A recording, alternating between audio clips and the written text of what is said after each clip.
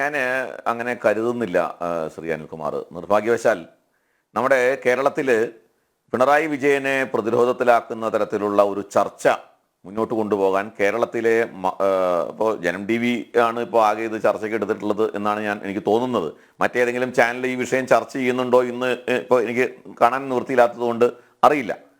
പക്ഷേ അങ്ങനെ ചെയ്താൽ തന്നെ അത് ഇന്നത്തോടെ അവസാനിക്കാനാണ് സാധ്യത. കാരണം പിണറായി വിജയനെ പ്രതിക്കൂട്ടിലാക്കുന്ന തരത്തിലുള്ള ഒരു ചർച്ച മുന്നോട്ട് കൊണ്ടുപോയി പിണറായി വിജയന്റെ അപ്രീതി സമ്പാദിക്കാനായിട്ട് ഇന്ന് ഇപ്പോൾ കേരളത്തിൽ മാധ്യമങ്ങൾ ഈ പൊതുസമൂഹത്തെ തൃപ്തിപ്പെടുത്താൻ എന്തെങ്കിലും പറഞ്ഞാലെന്നായി നമ്മുടെ സാംസ്കാരിക നായകരെന്നോ സാഹിത്യകാരന്മാരെന്നോ അല്ലെങ്കിൽ അതുപോലുള്ള ആളുകളുണ്ടല്ലോ, ഇവരൊന്നും അത് മുന്നോട്ട് കൊണ്ടുപോകില്ല, ഈ ചർച്ചയിൽ കയറി പിടിക്കില്ല.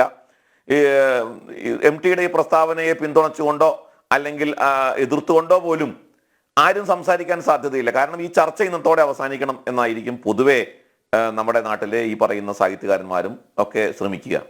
കാരണം CPMനെയോ അല്ലെങ്കിൽ ഇടതുപക്ഷത്തെയോ പ്രതിരോധത്തിലാക്കുന്ന ഒന്നും തന്നെ കേരളത്തിൽ അനുവദിക്കാത്ത ഒരു സാഹചര്യമാണ് ഇപ്പം നിലവിലുള്ളത്.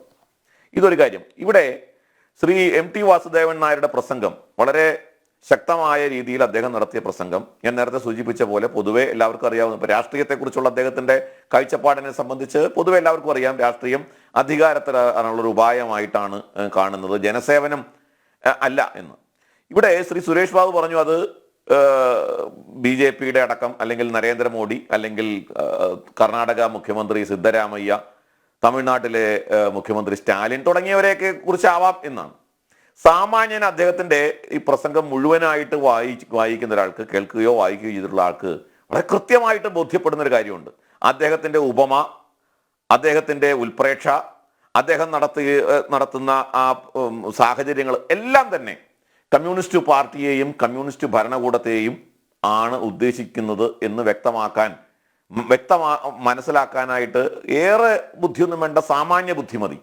അദ്ദേഹം ഉദാഹരിക്കുന്നത് ഇപ്പോൾ നേതൃപൂജയിൽ EMS വിശ്വസിച്ചിരുന്നില്ല എന്ന് പിണറായി വിജയനെ വേദിയിൽ ഇരുത്തിക്കൊണ്ട് അദ്ദേഹം പറയുമ്പോൾ അത് നരേന്ദ്രമോദിയെ ഉദ്ദേശിച്ചാണോ, സ്റ്റാലിനെ ഉദ്ദേശിച്ചാണ്, സിദ്ധരാമയ്യെ ഉദ്ദേശിച്ചാണ് എന്ന് പറയാൻ സുരേഷ് ബാബുവിന് അപാരമായ ഒരു തൊലിക്കെട്ടി തന്നെ വേണം. ഞാൻ അദ്ദേഹത്തോട് സഹതപിക്കാൻ നിവൃത്തിയുള്ളൂ. എന്തിനെയൊക്കെയാണ് ശ്രീമാൻ MT ഉദാഹരിച്ചിട്ടുള്ളത്? അദ്ദേഹം പറയുന്നത് സാറിസ്റ്റ് ഭരണകൂടത്തെ നിഷ്കാസനം ചെയ്തുകൊണ്ട് അധികാരത്തിൽ വന്ന കമ്മ്യൂണിസ്റ്റ് ഭരണകൂടം, ആ ഭരണകൂടത്തിന് സേവന മനോഭാവം നഷ്ടപ്പെട്ടു. അത് 1944 തന്നെ പലരും ചൂണ്ടിക്കാണിച്ചു. അതിന്റെ പേരുകളൊക്കെ അദ്ദേഹം പറയുന്നുണ്ട്. അങ്ങനെ ചൂണ്ടിക്കാണിച്ച മഹാന്മാരായിട്ടുള്ള പണ്ഡിതന്മാരായിട്ടുള്ള ചിന്തകന്മാരായിട്ടുള്ള ആളുകളുടെ പേര് പറയുന്നുണ്ട്. എവിടെയൊക്കെയാണ് ഭരണകൂടത്തിന് തെറ്റുപറ്റിയത്, കമ്മ്യൂണിസ്റ്റ് ഭരണകൂടത്തിന് തെറ്റുപറ്റിയത് എന്നതിനെ സംബന്ധിച്ച് അദ്ദേഹം വിശദമായി കൊന്നു. അപ്പോൾ കമ്മ്യൂണിസ്റ്റുകാരെ കുറിച്ചും കമ്മ്യൂണിസ്റ്റ് ഭരണകൂടത്തെക്കുറിച്ചും കമ്മ്യൂണിസ്റ്റ് നേതാക്കന്മാരെ കുറിച്ചും ഒക്കെയാണ് അദ്ദേഹത്തിന്റെ ഉദാഹരണങ്ങൾ, സംഭവങ്ങൾ മുഴുവൻ ഉദാഹരിക്കുന്നത്. അത് കേരളത്തിലെത്തുമ്പോൾ അദ്ദേഹം നമ്പൂതിരിപ്പാടിന്റെ ഗവൺമെന്റിനെയാണെന്നുണ്ടെങ്കിൽ ആഗോളതലത്തിൽ അദ്ദേഹം സോവിയറ്റ് യൂണിയനെയും റഷ്യയിലെ വിപ്ലവത്തെയും റഷ്യൻ നേതാക്കന്മാരെയുമാണ്. അദ്ദേഹം പറയുന്നത് എന്താ? അദ്ദേഹം ഉപയോഗിക്കുന്നത് വിപ്ലവത്തിൽ പങ്കെടുത്ത ജനാവലി ആൾക്കൂട്ടമായിരുന്നു. ഈ ആൾക്കൂട്ടങ്ങളെ എളുപ്പം ക്ഷോഭിപ്പിക്കാം, ആരാധകരാക്കാം, പടയാളികളുമാക്കാം. നമ്മൾ നോക്കൂ, ഈ അടുത്ത കാലത്ത് നടന്ന സംഭവങ്ങളല്ലേ MTയെ കൊണ്ടത് പറയിപ്പിക്കുന്നത്. ഈ ആൾക്കൂട്ടത്തെ, ഇപ്പൊ നവകേരള സദസ്സിലൂടെ വന്ന ആൾക്കൂട്ടത്തെ എങ്ങനെയാണ് അക്രമികളാക്കി മാറ്റുന്നത്, എങ്ങനെയാണ് പ്രക്ഷോഭകാരികളാക്കി മാറ്റുന്നത്, എങ്ങനെയാണ് ആളുകളുടെ തല ഹെൽമെറ്റ് കൊണ്ട് അടിച്ചു പൊളിക്കാനും ചെടിച്ചട്ടി കൊണ്ട് തല്ലിപ്പൊളിക്കാനും അല്ലെങ്കിൽ ആളുകളെയൊക്കെ എതിർക്കുന്നവരെ ഒക്കെ ഇല്ലാതാക്കാൻ വേണ്ടിയുള്ള പരിശ്രമം എങ്ങനെ ഭരണാധികാരി ശ്രമിക്കുന്നു. അവരെ സമൂഹമാക്കുകയല്ല, ആൾക്കൂട്ടത്തെ തന്റെ ആരാധകരാക്കി മാറ്റുന്ന സമീപനം ആരാണ് എടുത്തത് ഇവിടെ? അവരെ ജനങ്ങൾക്ക് നേരെ, പ്രതിഷേധിക്കുന്നവർക്ക് നേരെ ഉപയോഗിക്കുന്നത്. അദ്ദേഹം ഉപയോഗിക്കുന്ന വാക്കാണ് ഭരണാധികാരിയുടെ ഔദാര്യമല്ല സ്വാതന്ത്ര്യം. MT പറഞ്ഞതാ, ഭരണാധികാരിയുടെ ഔദാര്യമല്ല സ്വാതന്ത്ര്യം. ഇവിടെ ഏത് ഭരണാധികാരിയാണ് ഈ പറയുന്ന സ്വാതന്ത്ര്യത്തിന് കൂച്ചുവിലം കിട്ടുന്നത്? കേരളത്തിന്റെ സാഹചര്യത്തിൽ നടത്തിയ പ്രസംഗം, പരിപൂർണമായും കേരളത്തിന്റെ സാഹചര്യത്തിൽ നടത്തിയ ഒരു പ്രസംഗത്തെ മുന്നിൽ നിർത്തിക്കൊണ്ടാണ് MT വാസുദേവൻ നായർ നരേന്ദ്രമോദിയെ ഉദ്ദേശിച്ചാണ് ഈ പ്രസംഗിച്ചത് എന്ന് പറയുമ്പോൾ യഥാർത്ഥത്തിൽ നമ്മുടെ പൊതുസമൂഹത്തിന്റെ സാമാന്യ ബുദ്ധിയെ തന്നെയാണ് അപഹസിക്കുന്നത് എന്ന് വേണം പറയാൻ. കൂട്ടത്തിൽ ഞാൻ പറഞ്ഞോട്ടെ ഒരു കാര്യം കൂടി. എങ്ങനെയാണ് ഒരു ഭരണാധികാരി ജനങ്ങളെ സമീപിക്കേണ്ടത് എന്നുള്ളതിന്റെ ഞാൻ കണ്ട ഉദാഹരണം, ഞാൻ മാത്രമല്ല ഇവിടെ ഇരിക്കുന്ന എല്ലാവരും കണ്ട ഉദാഹരണമാണ്. അത് നിങ്ങൾക്ക് സ്വീകാര്യമാണോ എന്ന് എനിക്ക് അറിഞ്ഞുകൂടാ. എനിക്ക് സ്വീകാര്യമായതുകൊണ്ട് ഞാൻ ആ ഉദാഹരണം പറയുകയാണ്. എങ്ങനെയാണ് ഭരണാധികാരി ജനങ്ങളെ സമീപിക്കേണ്ടത് എന്നുള്ളത് നമുക്ക് എല്ലാവർക്കും അറിയാം. ഓഖിയുടെ സമയത്ത് തിരുവനന്തപുരത്ത് കടപ്പുറത്ത് നിന്ന് ജനങ്ങൾ അസ്വസ്ഥരായി, ജനങ്ങൾക്ക് സഹായം കിട്ടാതെയായി, അവരെ രക്ഷിക്കാൻ ആളില്ലാതെയായി, അവരെ പട്ടിണിയിലായി, ജനങ്ങൾ പ്രക്ഷോഭകാരികളായി മാറിയപ്പോൾ അവരെ കാണാൻ ചെന്ന ആ പിണറായി വിജയൻ അവിടെ നിന്ന് ഒടുവിൽ പങ്കായത്തിന് അടികൊള്ളാതെ ഓടി ശിവൻകുട്ടിയുടെ കാറിൽ രക്ഷപ്പെട്ട് ഓടിപ്പോരേണ്ടി വന്ന ഒരു സാഹചര്യം ഉണ്ടായി.